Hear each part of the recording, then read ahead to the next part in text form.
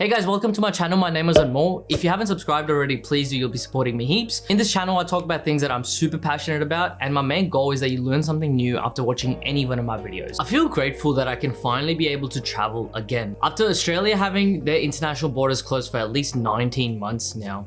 Now, I'm actually going to Thailand finally, and it's something that I really always wanted to go to, and I'm going with my girlfriend for 3 weeks. So in this video, I want to talk about how traveling has changed during the pandemic, and also the aspect of gratitude, which I will get to shortly. I definitely did spend more than the average amount that you would spend to go to Thailand from Australia. There are less planes flying in the air, which means there's more demand, which means there aren't enough planes to cater for that demand, which then means that the prices will obviously go up. It's hard, but it's the price that you have to pay for especially traveling internationally right now. So in order to travel to Thailand from Australia, you obviously have to be fully vaccinated. Now, of course, you can still travel internationally to other countries if you aren't fully vaccinated, but you need to have a medical exemption, which is quite hard to get and quite tricky to get in Australia. There has to be some solid evidence that you actually can't get the vaccine. But luckily, my girlfriend and I, we got vaccinated fully 2 months ago now. Now, before leaving to Thailand, this is Australia's rule, you need to get tested. You need to get a COVID-19 PCR swab test, which is around $150 each, quite expensive. Now, I wish that was it, and I wish that was the only thing I had to do.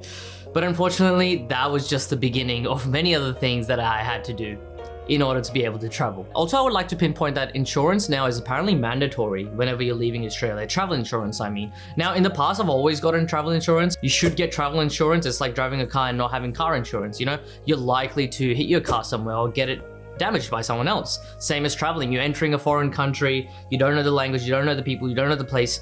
You need to be able to have insurance that backs you up in case of any theft and just so many other reasons, especially now because of COVID.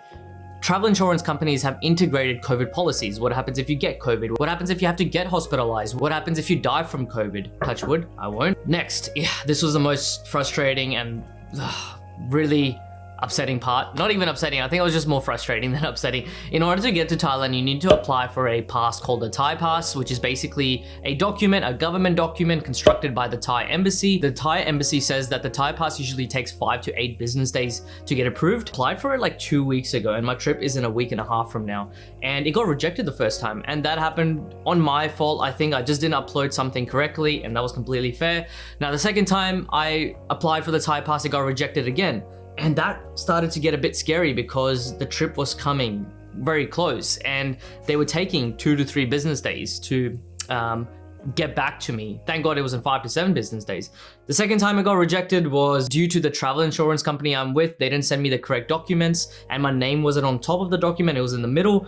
And apparently the Thai embassy and many other embassies who are approving these kind of passes are really strict and they're very picky with what you upload, so everything needs to be correct. So the third time I uploaded it, that's when I started to get a bit fearful about the fact that I need this ASAP. And I also sent them an email saying, hey guys, please approve this thing. I'm vaccinated, I have all my records, this is the travel insurance form, this is my passport, please, please, please let me in your country. I just want to travel for 3 weeks. And they finally got back to me. It was the most scariest part about this whole thing, and obviously something like this was something that you never really had to worry about prior COVID. You didn't really have to worry about these kind of passes. I know for Vietnam, when we applied, there was just a visa that you just had to upload a passport photo in, but that's different to a travel pass, and that got approved within like a few hours. So it was scary, but that all got good. So if you are traveling internationally, I recommend you check if you need a kind of pass now, especially because of COVID.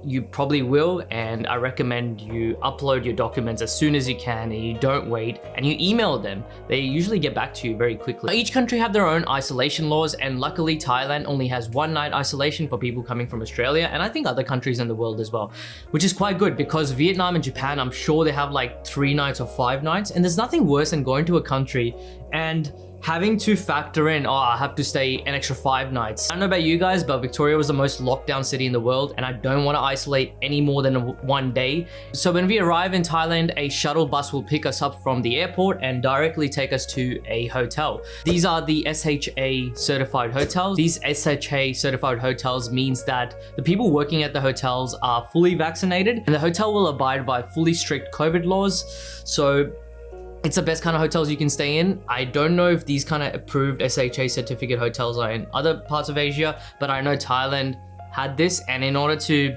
get out of Thailand, when you actually get into Thailand and be able to travel freely, you need to be able to isolate one night in a proper COVID approved hotel. Quite expensive because they also give you a COVID testing kit, which then leads to my next point, is that after getting to Thailand and isolating, you have to get tested within that isolation period and wait for your test result to be negative so you can actually get out of the hotel and start your trip. Now, after all this is done, I can finally begin my trip. But before, unfortunately, when my trip ends, and I don't want it to end probably, I have to get tested again in Thailand before leaving from the airport to go back to Melbourne, Australia.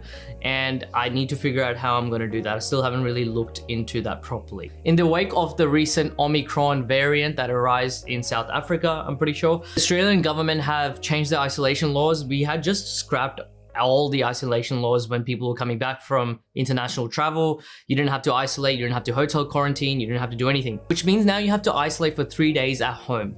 And I am so happy it is not in a hotel. I'm so happy it's not a 2-week home isolation as well. 3 days is nothing. 3 days I'll probably be jet lagged. 1 day I can just sleep and chill.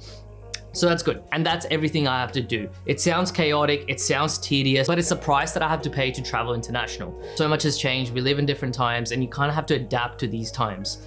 Which brings me back to my next point and my final point of this video. In all this chaos, I still feel a lot of gratitude, and I'm really grateful that I can be able to travel and go internationally after so long. Now, I was watching a TED Talk by a famous monk, David Rast, who was talking about the aspect of gratitude in his video. And he said something interesting, but quite simple, but it was quite interesting as well, and really made me think about the aspect of gratitude. He said that it is not happiness that makes us grateful. It's gratefulness that makes us happy. And I thought about that for a second, because a lot of the times I've always thought the other way around. If I'm happy, then I'll be grateful. If I can go to this trip, I'll be happy, which means that I'll be grateful. If I get this, I'll be happy, then I'll be grateful. Kind of had to change the equation the other way. You know, I had to realize after watching the whole video, and I really recommend you guys go watch this video. I'll leave the link in the description below. It really opened my eyes to how I perceive or how I think in everyday life. Now, I understand there's a financial element involved in this holiday.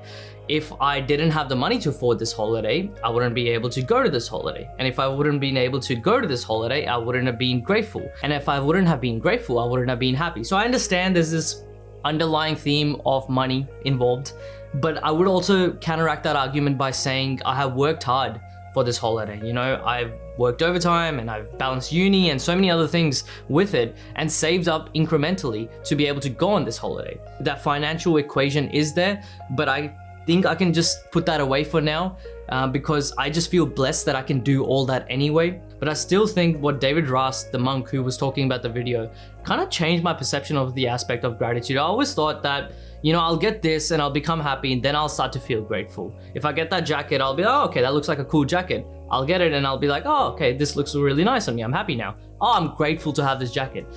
And I've really started to think about it now. So yes, I'm really grateful now that I can go to this holiday, and I'm practicing the aspect of gratitude every day, and I'm trying to feel gratitude that my trip is coming in 7 days.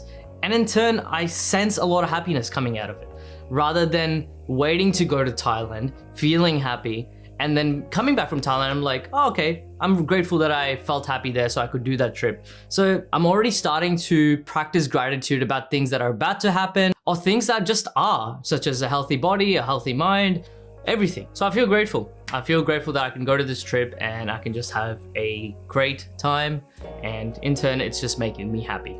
Anyway, thank you so much, guys. My next video will probably be in Thailand. I'm really excited because I haven't done a vlog for so long. You know, I'm just so excited to finally be able to go, and I feel really grateful that I can go and shoot and take my camera there and my microphone. So be excited. If you haven't subscribed to my channel, please do. You'll be supporting me heaps. Thank you so much for the support, and I'll see you guys very soon. Thank you so much.